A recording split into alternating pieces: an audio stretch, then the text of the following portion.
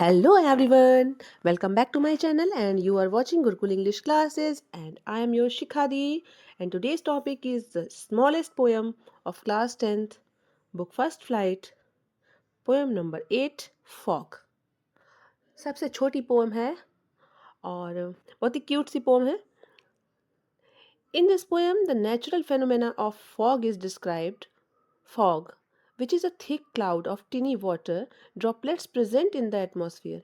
It is generally seen during the winter season. The poet beautifully compares the coming and disappearing of the fog to a cat. The cat also comes to a place silently and then disappears silently.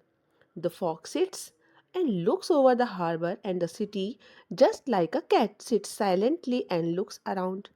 As no one notices the cat, similarly, no one notices coming and disappearing of the fog. और अब मैं पढ़ाने वाली हूँ इस pome को हिंदी में. तो आइए स्टार्ट करते हैं. फॉग. लेकिन अगर अभी तक आपने मेरा चैनल सब्सक्राइब नहीं किया है तो चैनल सब्सक्राइब कर लें, साथ ही साथ बेल आइकन प्रेस कर लें ताकि आपको मेरे नए वीडियोस के नोटिफिकेशन मिलते रहें. और अगर आपको मेरा वीडियो पसंद आता है तो अपने फ्रेंड्स के साथ शेयर करना बिल्कुल नहीं भूलिएगा. Let's start the poem. Fog. The fog comes on little cat feet. इस पोम में फॉग यानी कि कोहरे की तुलना छोटी सी बिल्ली से की गई है. अब आप सोचेंगे कि कोहरा जो कि एक प्राकृतिक नेचुरल चीज़ है और बिल्ली जो कि एक एनिमल है, तो इन दोनों में क्या कंपेयर.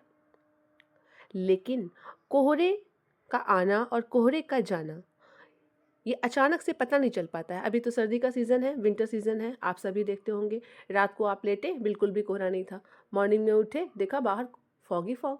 अरे मम्मा आज तो स्कूल नहीं जाना है, आज तो बहुत फॉग है. और मम्मा बोली क्यों नहीं जाओगे स्कूल, चलो स्कूल चलो. और गवर्नमेंट भी क्लास 8 तक की छुट्टी करती है, 9, 10, फर्स्ट इंटर की नहीं. तो फिर सारे बच्चों की गुगली उगली हो जाती है और आप लोगों को जाना पड़ता है ना. लेकिन फॉग जो कि एकदम अचानक से आ जाता है, वैसे ही हमारी जो ये छोटी सी कैट है ना, ये भी बिल्कुल आराम से जल्दी से आ जाती है.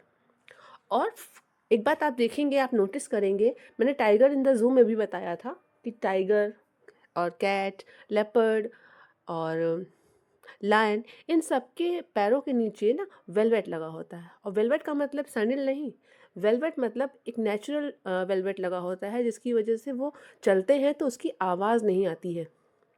तभी कहा जाता है जब कोई आर्मी में या फोर्स में ज्वाइन करता है ना, तो कहा जाता है उसको चीते जैसी चाल दिखाई जाती है. चीते जैसी चाल का मतलब कि बहुत तेज़ लेकिन आवाज़ ना आए. मतलब आप चल भी रहे हैं लेकिन आपके पैरों की धमक बिल्कुल भी सुनाई नहीं पड़नी चाहिए, ससराहट भी नहीं आनी चाहिए. वैसे ही बिल्ली को आप देखेंगे ना, अचानक से आके आपके पीछे खड़ी हो जाएगी लेकिन आप जान नहीं पाएंगे. बिल्कुल वैसे ही जो कैट है और वैसे ही बिल्कुल कोहरा है, अचानक से आ जाता है और अचानक से गायब हो जाता है, ख़त्म हो जाता है.